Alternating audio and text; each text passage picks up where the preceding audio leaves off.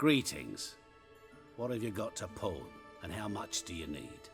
What makes you think I need a loan? Tain't a man that don't from time to time. And you don't look nor smell flush with coin. Just so happens I'm doing fine at the moment. Then maybe you'd like a look at what the less fortunate have forfeited. Been a loan shark long? Aye, since I was just a little tyke. So you helped your dad, took it over when he died? Nah, my own father left me here in pawn and never did redeem me. Show me what you have in stock.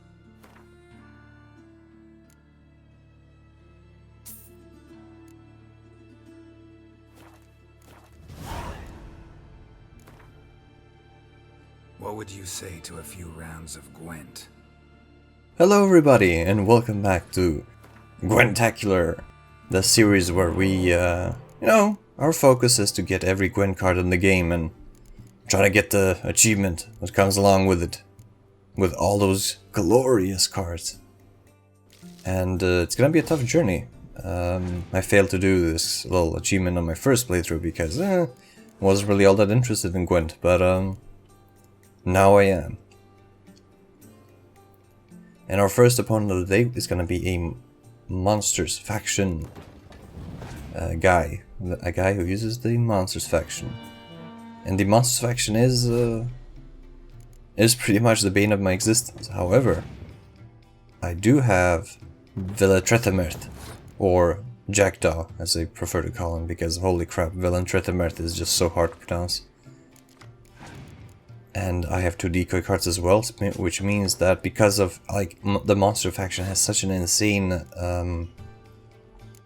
focus on melee cards, they are pretty goddamn stout. So having Jackdaw is really neat in clearing those out, and you're gonna need to clear them out real fast because. Whew, if you let the Monsters faction kind of let them just get out of hand with all their melee cards, it's not gonna end well for you in the slightest. But I do also have a frost card, so I was debating with myself, what do I do? What do I do? But I played it safe. I used up my Jackdaw card and I kind of made a mistake in using the decoy card there. I should have just let him stay on the field. But, oh well. Because the point is that if I had used my medic card instead, I would have had 3 kind of charges, if you will, of the Jackdaw. But now I can only use him twice, because I'm going to be putting him on the board once. And then I'm gonna use a decoy card and put him on the board again. So that's... I don't like it. I don't like my play there at all. That's something I need to focus on in the future and just kind of think ahead. That's actually something that I... When I'm kind of looking at the games, kind of... I really get a sense that, I don't ever have a long-term plan for what I'm doing. I'm just kind of putting down the cards and kind of hoping for the best. I mean, I had 3 mustard cards, and for some reason I used the decoy card on Jackdaw. Like, why? I don't even have enough cards in my discarded pile to get them all back. And now I use the decoy card on my number 10? Why? Oh my god, this is painful. Oh, this is really painful. But fortunately for me, the AI is really overzealous and he is gonna be just spamming cards on the field, which means that he's wasting them. Which means that for the last round, I'm going into it with 3 cards. Which is nice. However, I did not anticipate him having 2 spy cards. I guess he got one from... oh my god. I guess he got another one from when he put down the spy card. So he got another spy card. And but lucky for me, I have my ace. I have the ace up my sleeve. Jackdaw comes and just... That's exactly why I try to save Jackdaw for the very last when fighting any monster card opponent. And oh my god, I have just enough to win because of Nilfgaard. Oh my god, because of Nilfgaard's faction ability, which is any draw, I win. Any draw, Nilfgaard wins. If there's a draw, Nilfgaard wins, and managed to pull out a victory there. Even though I played like shit, that was such sloppy play. I really need to start focusing and kind of devising and kind of creating this long-term strategy, and then employing tactics each round in order to kind of, I guess, fulfill or complete or achieve that strategy. So yeah, and I have a Scorch card, and I'm putting that in my deck immediately because, damn, those Scorch cards. Although one shouldn't be using them willy-nilly, because the way the Scorch card works actually is that it gets rid of the highest strength card or highest leveled card on the deck. That's on the deck, right? So if you have a 10 level card on the deck and your opponent has a 10 level card on the deck, if you use the Scorch card, you're gonna lose out on your level 10 card as well as he is. So the string card has its you know, its negatives, which is nice. It's always nice to have some downside to a card.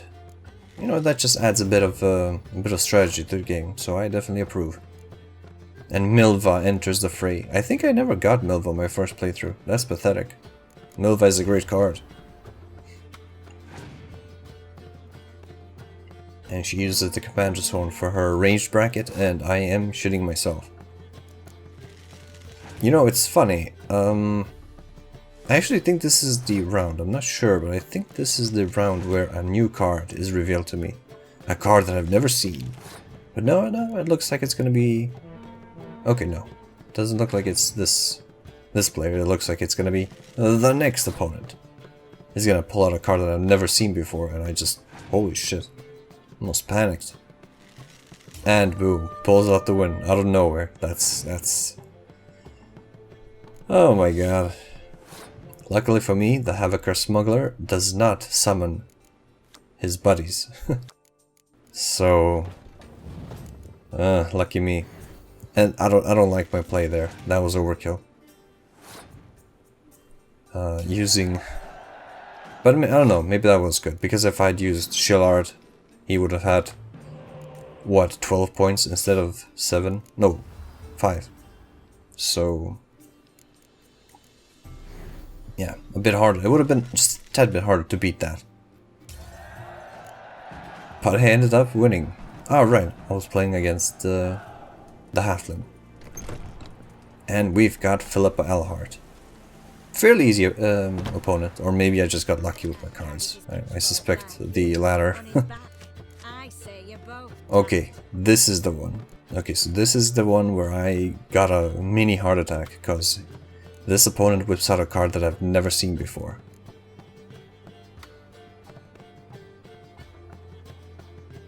You know, that leader ability isn't that bad, but the fact that it affects both players kind of rubs me the wrong way.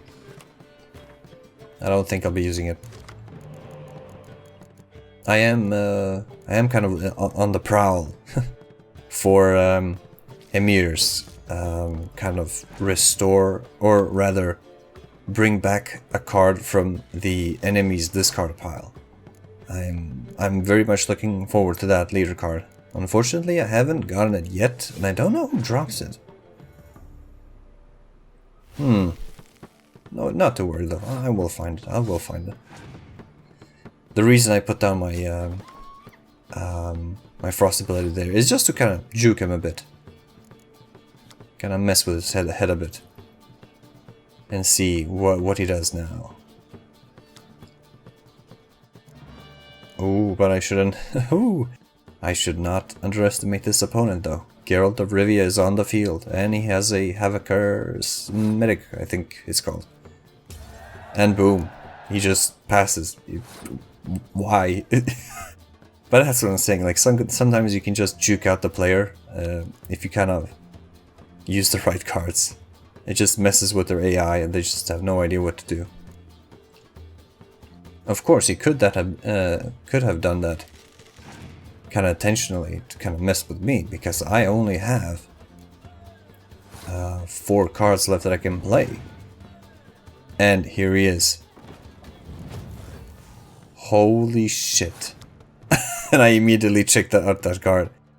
Holy moly, this is the Squirtle faction, and they have a card, and I check it again.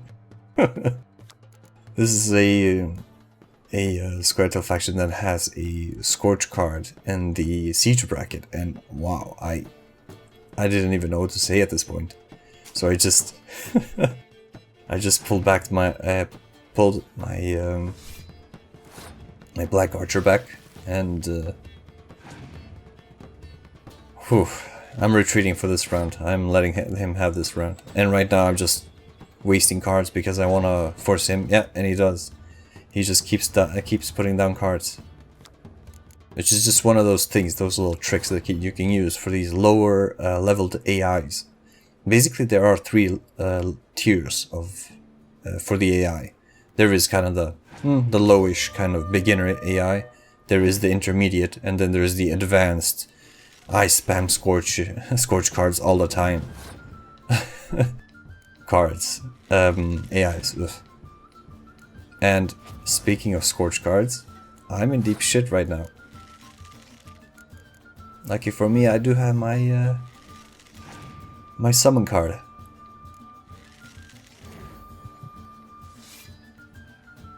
Ooh. Ooh. I had to yawn there for a second. Sorry about that. Not that we missed much. But yeah, this is the guy. Holy moly. Shiru? Not sure. First time I see that card. I guess it's a new card that came with the Heart of Stone, because I haven't seen it before. And goddamn, that's a great card. I'll definitely be using it when I start, playing around a little bit with the Squirtle faction. Fantastic card, just wow. Oh my god. But yeah, that's the end of this episode.